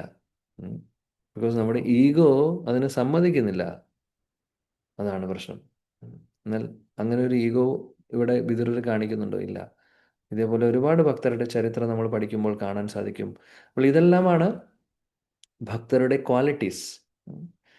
ഈ ക്വാളിറ്റീസൊക്കെയാണ് നമ്മൾ ഓരോരുത്തരും ഡെവലപ്പ് ചെയ്യേണ്ടത്. അതിന് വേണ്ടിയിട്ടാണ് ഈ ഉദാഹരണങ്ങളൊക്കെ ശാസ്ത്രങ്ങളിൽ പറയുന്നത്, അല്ലാതെ വേറെ വെറുതെ കഥ കേൾക്കാൻ വേണ്ടിയിട്ടുള്ളതല്ല. ഇതൊക്കെയാണ് സ്റ്റാൻഡേർഡ്. ഈ ഒരു സ്റ്റാൻഡേർഡിലേക്കാണ് നമ്മൾ ഉയരേണ്ടത് എന്ന് നമ്മളെ ഓർമ്മിപ്പിക്കുന്നു ഇങ്ങനെയുള്ള ചരിത്രത്തിലൂടെ, മഹാത്മാക്കളുടെ ചരിത്രത്തിലൂടെ, മഹാഭക്തരുടെ ചരിത്രത്തിലൂടെ. ഇവിടെ വിതുരർ ഓർമ്മിപ്പിക്കുന്നു. ശ്രീല പ്രഭുപാദി ഭാവാർത്ഥത്തിൽ പറയുന്നു, വിചിത്രവീര്യൻ ഒരുപാട് വർഷം മുമ്പ് മരിച്ചു, അച്ഛൻ, അതേപോലെ മറ്റുള്ള ആളുകൾ, കുട്ടികളും എല്ലാവരും മരിക്കുന്നു. ഭീഷ്മദേവൻ ആണ് വിചിത്രവീര്യൻ മരിച്ചതിന് ശേഷം ഇവരെല്ലാം നോക്കുന്നത്. പിന്നെ അതിനുശേഷം യുദ്ധത്തിൽ എല്ലാവരും മരിക്കുന്നു. ഭീഷ്മ പിതാമഹൻ, ദ്രോണാചാര്യർ, കർണൻ എല്ലാവരും മരിക്കുന്നു. പിന്നെ മക്കളും തീർച്ചയായിട്ടും അവരും മരിക്കുന്നു. ഇനി എന്തിനു വേണ്ടിയിട്ടാണ് നിങ്ങൾ നിൽക്കുന്നത് എന്നാണ് ചോദിക്കുന്നത്. ഇത്രയുമൊക്കെ പ്രതിസന്ധികൾ ജീവിതത്തിൽ വന്നിട്ടും ഇനിയും ഈ ഒരു ജീവിതത്തെ മുന്നോട്ട് വെച്ച് കൊണ്ടുപോകാൻ നോക്കുകയാണോ? അങ്ങ് ഇവിടെ തന്നെ കൂടാൻ തീരുമാനിച്ചിരിക്കുകയാണോ എന്നുള്ള ചോദ്യമാണ് വിതുരർ ചോദിക്കുന്നത് ധൃതരാഷ്ട്രോട്. ഇത്രയുമൊക്കെ ആയിട്ടും നിങ്ങൾക്ക് നല്ല ബുദ്ധി തോന്നാത്തത് എന്തുകൊണ്ടാണ്? സമയമായി, ഭഗവാനെ ശരണം പ്രാപിക്കാൻ സമയമായി, അതാണ് പറയുന്നത്. ശ്രീല പ്രഭുപാദി അതാണ് പറയുന്നത്. നമ്മുടെ ബന്ധുജനങ്ങളാവട്ടെ, കുട്ടികളാവട്ടെ, സുഹൃത്തുക്കളാവട്ടെ, നമ്മുടെ ഏത് റിലേഷൻഷിപ്പ് ആണെങ്കിലും എല്ലാം താൽക്കാലികമാണ്, എല്ലാം അവസാനിക്കും.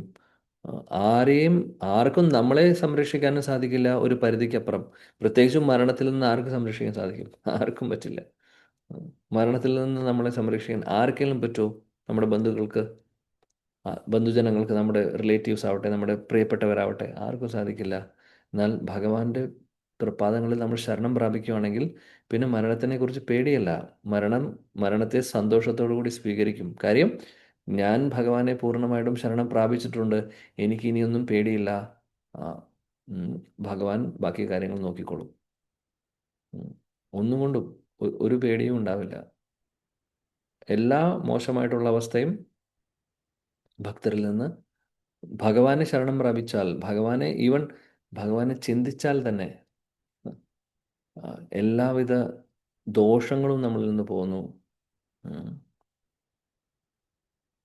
അതാണ്, എല്ലാവിധ മോശമായിട്ടുള്ള അവസ്ഥയും മാറുന്നു ശരിക്കും. അഭദ്രാണി നാരായണം നമസ്കൃത്യം നരം ചൈവ നരോത്തമം.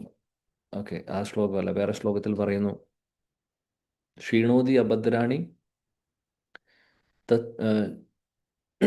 ചിത്തം ശനോതി അവിസ്മൃതി കൃഷ്ണപദാരവിന്ദയോ ക്ഷീണോതി അഭദ്രാണി ച ശം തനോതി. അതിൻ്റെ ശ്ലോകമുണ്ട് 12ാമത്തെ സ്കന്ധത്തിൽ. ഭഗവാന്റെ തൃപ്പാദങ്ങളെ നമ്മൾ ഓർക്കുകയാണെങ്കിൽ എന്തൊക്കെയാണ് ബെനിഫിറ്റ്? അല്ലെങ്കിൽ ഭഗവാനെ ഓർക്കുമ്പോൾ, ഭഗവാന്റെ രൂപത്തെ ആണെങ്കിലും ഭഗവാന്റെ ലീലകളാണെങ്കിലും ഭഗവാനെക്കുറിച്ച് നമ്മൾ ഓർക്കുകയാണെങ്കിൽ, അവിസ്മൃതി കൃഷ്ണപദാരവിന്ദയോ, പ്രത്യേകിച്ചും ഭഗവാന്റെ ലോട്ടസ് ഫീറ്റ് പദാരവിന്ദത്തെ ഓർക്കുമ്പോൾ എന്തൊക്കെയാണ് എന്തൊക്കെയാണ് ബെനിഫിറ്റ് കിട്ടുന്നത് എന്നൊരു ശ്ലോകം പറയുന്നു. എന്തൊക്കെയാണ് പറയുന്നത്? ക്ഷീണോതി അഭദ്രാണി ചഷം തനോതി. ക്ഷീണോതി അഭദ്രാണി എന്ന് പറഞ്ഞാൽ എല്ലാവിധ മോശമായിട്ടുള്ള കാര്യങ്ങളും നമ്മളിൽ നിന്ന് പോകുന്നു. ഷം തനോതി, നല്ല ഐശ്വര്യപൂർണമായിട്ടുള്ള കാര്യങ്ങൾ നടക്കുന്നു.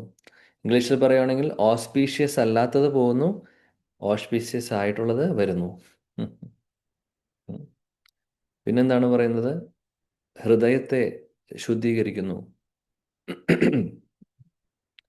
പരമാത്മഭക്തി,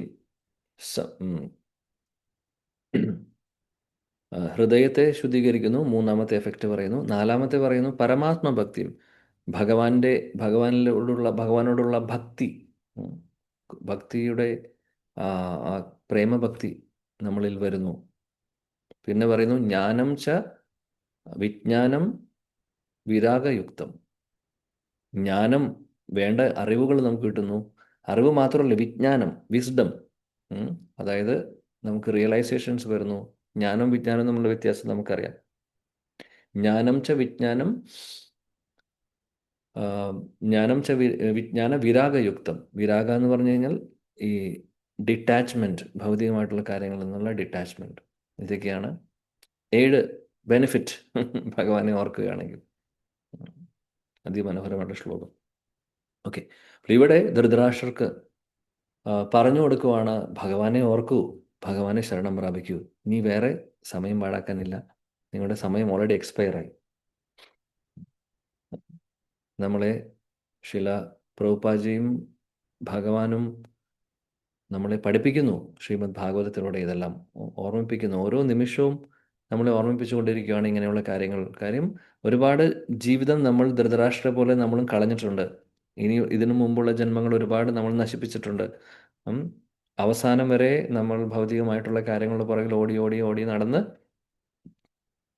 അപ്പോഴും ഒരുപക്ഷെ വിദുരരെ പോലെ ആരെങ്കിലും വന്ന് പറഞ്ഞിട്ടുണ്ടാവും നമ്മളോടും, പക്ഷേ നമ്മൾ ഒരുപക്ഷെ ശ്രദ്ധിച്ചിട്ടുണ്ടാവില്ല, വേണ്ട രീതിയിൽ അത് എടുത്തിട്ടുണ്ടാവില്ല, അല്ലെങ്കിൽ ഒരുപക്ഷെ അങ്ങനെ ആരും വന്നിട്ടുണ്ടാവില്ല ഇതുവരെ. എന്നാൽ ഇപ്പോൾ വന്നിട്ടുണ്ട്. ഇപ്പോൾ നമ്മുടെ മുമ്പിൽ ശ്രീല പ്രഭുപാജിയുണ്ട്, ഗുരുജനങ്ങളുണ്ട്, ശ്രീമദ് ഭാഗവതമുണ്ട്. ഇവരെല്ലാവരും നമ്മളെ ഓർമ്മിപ്പിക്കുന്നു ഇതാണ് സംഭവം. അതുകൊണ്ട് ധൃതരാഷ്ട്രരും അവസാനം വരെ വെയിറ്റ് ചെയ്തവരെ നമ്മൾ വെയിറ്റ് ചെയ്യേണ്ട ആവശ്യമില്ല.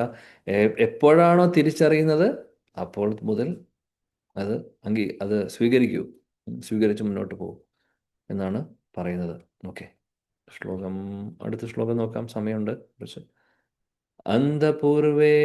അന്തപൂരൈവ വധീരോ മന്ദപ്രജ്ഞാശ്ച സംപ്രതം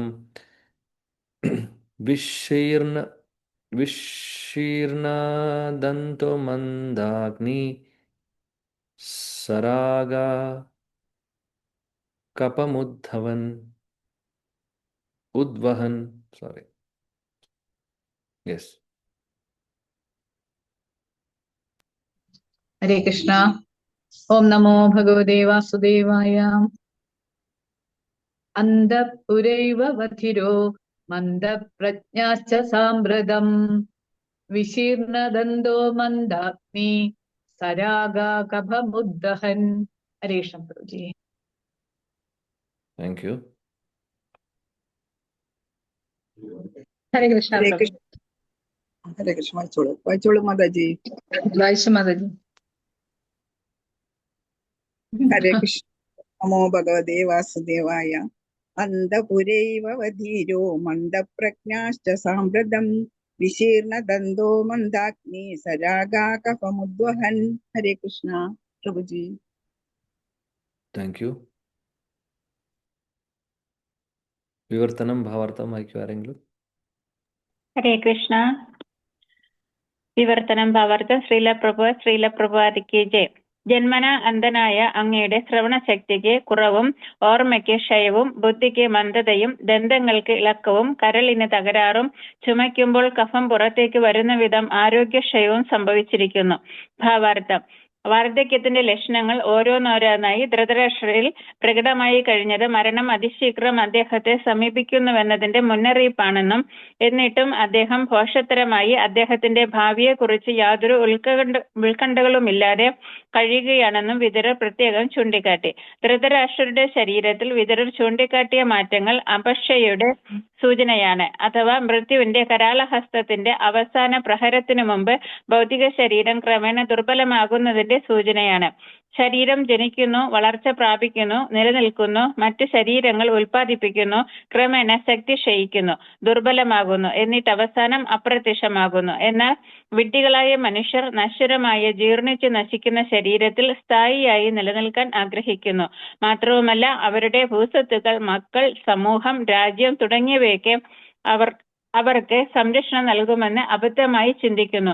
ഇത്തരത്തിലുള്ള മൂഢ ആശയങ്ങളാൽ അവർ അത്തരം താൽക്കാലികമായ പ്രവർത്തനങ്ങളിൽ അമിതമായി വ്യാപൃതരാകുകയും ഈ നശ്വരമായ ശരീരം വെടിഞ്ഞ് വീണ്ടും മറ്റൊരു സമുദായവും മൈത്രീബന്ധവും സ്നേഹവും കെട്ടിപ്പടുത്ത് അവസാനം നശിക്കുന്നതിനായിട്ടുള്ള വേറൊരു ശരീരം സ്വീകരിക്കണമെന്ന വസ്തുത പൂർണ്ണമായും മറന്നുപോകുകയും ചെയ്യുന്നു. അവർ അവരുടെ സ്ഥായിയായ വ്യക്തിത്വത്തെയും പരമപ്രധാനമായ കർത്തവ്യത്തെയും അശേഷം വിസ്മരിച്ച് മൂഢമായി സ്ഥായിയല്ലാത്ത പ്രവർത്തനങ്ങളിൽ ഊർജ്ജസ്വലതയുള്ളവരായി തീർന്നിരിക്കുന്നു. വിതുരരെ പോലുള്ള യോഗികളും സന്യാസിവര്യന്മാരും അത്തരം മൂഢ മനുഷ്യരെ സമീപിക്കുകയും അവരുടെ യഥാർത്ഥ നിലയെക്കുറിച്ച് അവരെ ബോധവാന്മാരാക്കി ഉത്തേജിപ്പിക്കുകയും ചെയ്യുന്നു. എന്നാൽ അവർ ഇത്തരം സാധുക്കളെയും ദിവ്യന്മാരെയും സമൂഹത്തിലെ ഹിത്തിൽ കണ്ണികളായി ഗണിക്കുകയും അധിക്ഷേപിക്കുകയും ചെയ്യുന്നു. അവരിൽ ഭൂരിപക്ഷം പേരും അത്തരം സാധുക്കളുടെയും സന്യാസിവര്യന്മാരുടെയും ദിവ്യന്മാരുടെയും വാക്കുകൾക്ക് ചെവി കൊടുക്കുന്നില്ല. അതേസമയം അവർ അവരുടെ ഇന്ദ്രിയ അഭിലാഷങ്ങളെ സംതൃപ്തമാക്കാൻ സഹായിക്കുന്ന ദിവ്യന്മാർ എന്ന് സ്വയം വിശേഷിപ്പിക്കുന്ന കപട സന്യാസിമാരെ സ്വാഗതം ചെയ്ത് സ്വീകരിക്കുന്നു. ധൃതരാഷ്ട്രരുടെ അന്യായാർജിതമായ വൈകാരിക ചിന്തയെ സംതൃപ്തമാക്കുന്ന തരത്തിലുള്ള ഒരു സാധുവല്ല വിതുരർ. ജീവിതത്തിന്റെ യഥാർത്ഥ നില എന്തെന്നും അത്തരമൊരു കൊടും വിപത്തിൽ നിന്നും സ്വയം രക്ഷ നേടേണ്ടതെങ്ങനെയെന്നും അദ്ദേഹം കുറ്റമെന്നെ എടുത്തുകാട്ടുന്നു. ഹരേ കൃഷ്ണ പ്രഭുജി. Thank you. Hare Krishna. Thank U.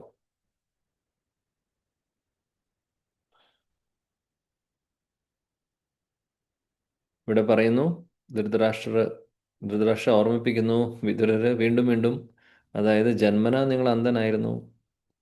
ഇപ്പോൾ കുറച്ചു കാലമായി നിങ്ങൾക്ക് പ്രായമായിട്ട് നിങ്ങൾക്ക് കേൾവിക്ക് പ്രശ്നമുണ്ട്, നിങ്ങളുടെ ഓർമ്മശക്തിക്ക് പ്രശ്നമുണ്ട്, പ്രായമാകുമ്പോൾ ഇങ്ങനെ പ്രശ്നങ്ങളും ഉണ്ടാവും, ബുദ്ധിക്ക് പ്രോബ്ലം ഉണ്ട്, പല്ലെല്ലാം പോയി, ലിവർ കരളിന് അസുഖം വന്നിട്ടുണ്ട്, അതേപോലെ കഫവും എല്ലാം നിങ്ങളുടെ ഉള്ളിൽ നിറച്ചുണ്ട്, ചുമച്ചുകൊണ്ടിരിക്കുന്നു, പ്രായമായതിൻ്റെ എല്ലാ ലക്ഷണങ്ങളും കാണുന്നു അല്ലേ? ഇത്രയുമായി ഇനി എന്താണ് ഉദ്ദേശിക്കുന്നത് എന്നാണ് ചോദിക്കുന്നത്. ശില പ്രഭുപാദി വീണ്ടും ഭാവാർത്ഥത്തിൽ നമ്മളെ ഓർമ്മിപ്പിക്കുന്നു. ധൃതരാഷ്ട്രരുടെ ആ ഒരു വയസ്സായിട്ടുള്ള അവസ്ഥ വിതുരരെ ചൂണ്ടിക്കാണിക്കുവാണ്. എന്നിട്ട് പറയുവാണ്, കഴിഞ്ഞു, ഇനി ഒന്നും ചിന്തിക്കാനില്ല, ഇത്രയുമായി, ഇനി സമയം പാഴാക്കാനില്ല, നിങ്ങൾ വേണ്ട കാര്യം ചെയ്യൂ എന്ന് പറഞ്ഞ് അദ്ദേഹത്തെ പ്രോത്സാഹിപ്പിക്കുകയാണ് ചെയ്യുന്നത്. പല ആളുകളും, ശില പ്രഭുപാദ് പറയുന്നു, പല ആളുകളും ഈ ശരീരത്തെ നിലനിർത്താൻ വേണ്ടിയിട്ട് പല കാര്യങ്ങളും ചെയ്യുന്നു. പക്ഷേ ശരീരത്തെ നമ്മുടെ കയ്യിൽ നിൽക്കുന്നതല്ല ഇതൊന്നും അല്ലേ? തീർച്ചയായിട്ടും ഒരു ദിവസം നമ്മളത് അവസാനിപ്പിക്കേണ്ടി വരും. ഇപ്പോൾ എത്ര അറ്റാച്ച്മെൻറ്റും എന്തൊക്കെ ഉണ്ടെങ്കിലും അതെല്ലാം നമ്മൾ ഒരു ദിവസം ഉപേക്ഷിക്കേണ്ടി വരും. പ്രോബ്ലം എന്താണ്? അറ്റാച്ച്മെൻറ്റ് കൂടി വരുമ്പോൾ നമുക്ക് നഷ്ടപ്പെടാനുള്ളത് എന്തായാലും നഷ്ടപ്പെടും. പക്ഷെ അടുത്ത ശരീരം കിട്ടാൻ വേണ്ടിയിട്ടും അതും ആ ഒരു അറ്റാച്ച്മെൻറ്റ് നമ്മുടെ ഹൃദയത്തിൽ നിന്ന് പോയിട്ടില്ലെങ്കിൽ നമ്മുടെ കൂടെ സൂക്ഷ്മ ശരീരത്തിൻ്റെ കൂടെ അതും വരുന്നു. അപ്പോൾ അവിടെ നിന്ന് വീണ്ടും അതേപോലുള്ള അറ്റാച്ച്മെൻറ്റ് നമ്മുടെ ഉള്ളിൽ അതിൻ്റെ വിത്ത് കിടക്കുന്നുണ്ടാവും. പിന്നെ അതൊന്ന് വളർന്നു വരുന്നു വീണ്ടും. ഇതാണ് പ്രശ്നം. അതുകൊണ്ട് അതിനെല്ലാം കട്ട് ചെയ്യുക എന്നുള്ളതാണ് മനുഷ്യ ശരീരത്തും കൊണ്ട് ഉദ്ദേശിക്കുന്നത്. എന്നിട്ട് ഭഗവത് ധാമത്തിലേക്ക് പോകാൻ വേണ്ടി തയ്യാറാവുക. മനുഷ്യ ശരീരത്തിൻ്റെ ഉദ്ദേശം തന്നെ അതാണ്. അപ്പോൾ അത് പറഞ്ഞു തരാനാണ് വിതുരരെ പോലുള്ള സാധുക്കൾ നമ്മുടെ ജീവിതത്തിൽ കടന്നു വരുന്നത്. നമ്മളെ സംബന്ധിച്ച് ശില പ്രഭുപാദിയാണ് നമ്മുടെ വിതുരർ. നമ്മളെ സംബന്ധിച്ച് ധൃതരാഷ്ട്രരെ പോലെ അന്ധരായിട്ടിരിക്കുന്ന നമ്മൾക്ക് വെളിച്ചം പകർന്നു തരുന്നു ശില പ്രഭുപാദി. അദ്ദേഹം ശാസ്ത്രത്തിൻ്റെ വെളിച്ചം നമുക്ക് പറഞ്ഞു തരുന്നു അല്ലേ, കാണിച്ചു തരുന്നു. ടോർച്ചായിട്ട് അദ്ദേഹം മുമ്പിൽ നടക്കുന്നു, നമ്മളോട് പിന്നാലെ വരാൻ പറഞ്ഞുകൊണ്ടിരിക്കുകയാണ്. പലപ്പോഴും ഇങ്ങനെയുള്ള സാധുക്കളെ ആളുകൾ വില കൊടുക്കില്ല. സാധുവിന് വേണ്ട വില കൊടുക്കുന്നില്ല. അവർ മറ്റുള്ളവരുടെ ചിലവിൽ കഴിയുന്നവരാണെന്ന് പറഞ്ഞ് അങ്ങനെ മുദ്ര കുത്തും പലവരെയും. ഓ, സന്യാസിയാണ്, സാധുവാണ്, പുച്ഛിക്കും ആളുകൾ. പക്ഷേ ഇത്രയും വലിയ പരോപകാരം ചെയ്യുന്നത് ആളുകൾക്കറിയില്ല. നമ്മൾ പറയുന്നത് പ്രോപ്പറായിട്ടുള്ള സാധുക്കളെ കുറിച്ചാണ്. ഇതിൽ പല കപടന്മാരുണ്ടാവും, അവരെക്കുറിച്ചല്ല പറയുന്നത്. എന്നാൽ ശരിക്കും നോക്കുവാണെങ്കിൽ സാധു അല്ലെങ്കിൽ സന്യാസിമാരും സാധുക്കളൊക്കെ ശരിയായിട്ടുള്ള പരമ്പരയിലുള്ള നല്ല ഭക്തരായിട്ടുള്ളവർ ഉണ്ടെങ്കിൽ അവർ മറ്റുള്ളവരുടെ ക്ഷേമം മാത്രമേ നോക്കുന്നുള്ളൂ. അതിനുവേണ്ടി മറ്റുള്ളവരെ രക്ഷിക്കാൻ വേണ്ടി, മറ്റുള്ളവരെ ഭഗവാന്റെ അടുത്തേക്ക് എത്തിക്കാൻ വേണ്ടി അവർ പരിശ്രമിച്ചു കൊണ്ടിരിക്കുകയാണ്. എന്ത് റിസ്ക് എടുത്തും അവർ തയ്യാറാണ് നമ്മളെ രക്ഷിക്കാൻ. പക്ഷെ പലപ്പോഴും എല്ലാവരും ഇവരെ നല്ല രീതിയിൽ സ്വീകരിച്ചുകൊള്ളണമെന്നില്ല, നല്ല രീതിയിൽ കണ്ടുകൊള്ളണമെന്നില്ല. ഇതൊക്കെയാണ് ഈ ലോകത്തിൻ്റെ അവസ്ഥ. അപ്പോൾ വിതുരര് വേണ്ടതായിട്ടുള്ള, ശിലപ്രഭാത് പറയുന്നു, വളരെ വേണ്ടതായിട്ടുള്ള മരുന്നാണ് കൊടുക്കുന്നത് ധൃതരാഷ്ട്രർക്ക്. കറക്റ്റായിട്ടുള്ള കാര്യം പോയിന്റ് ചെയ്ത് പറയുന്നു, ശരിയായിട്ടുള്ള അവസ്ഥ മനസ്സിലാക്കിപ്പിച്ചു കൊടുക്കുന്നു, എന്നിട്ട് വേണ്ട തീരുമാനം എടുക്കാൻ പറയുകയാണ് ചെയ്യുന്നത്. സോ ഇതൊക്കെയാണ് നമുക്ക് ഈ ശ്ലോകത്തിൽ നിന്ന് പഠിക്കാവുന്ന കാര്യങ്ങൾ. സോ ഇന്നത്തെ തീം ബേസിക്കലി നമ്മളിന്ന് വായിച്ച സെക്ഷൻ മുഴുവനും നമ്മൾ നോക്കുകയാണെങ്കിൽ, ഒരു വാക്കിൽ പറയുകയാണെങ്കിൽ, നമ്മളെ അല്ലെങ്കിൽ 2 പോയിന്റ്സ് നമ്മൾ പറയുകയാണെങ്കിൽ, ആദ്യത്തെ ടേക്ക് ഹോം പോയിന്റ് എന്താണ്? ധൃതരാഷ്ട്രയെ പോലെ ഉള്ള അവസ്ഥയിലാണ് നമ്മൾ ഓരോരുത്തരും ഇരിക്കുന്നത്. അതുകൊണ്ട് ധൃതരാഷ്ട്രർക്ക് പ്രായമായി, എന്നിട്ടും അദ്ദേഹത്തിൻ്റെ അറ്റാച്ച്മെൻറ്റ്സ് പോയിട്ടില്ല. ഇപ്പോഴും സ്ഥാനമാനങ്ങൾക്കും വേണ്ടി അദ്ദേഹം ഇരിക്കുന്നു. നമുക്കുള്ള ഒരു റിമൈൻഡറാണ് ഇതെല്ലാം. നമ്മളെ ഓർമ്മിപ്പിക്കുന്നു, ഏതവസ്ഥയിലാണോ നമ്മളുള്ളത് ആ അവസ്ഥയിൽ നിന്ന് തുടങ്ങുക. ഈ ഒരു അവസ്ഥയിൽ നിന്ന് നമ്മൾ മുന്നോട്ട് ഭഗവാന്റെ ഭക്തിമാർഗത്തിൽ കാൽവെച്ച് മുന്നോട്ട് പോവുക.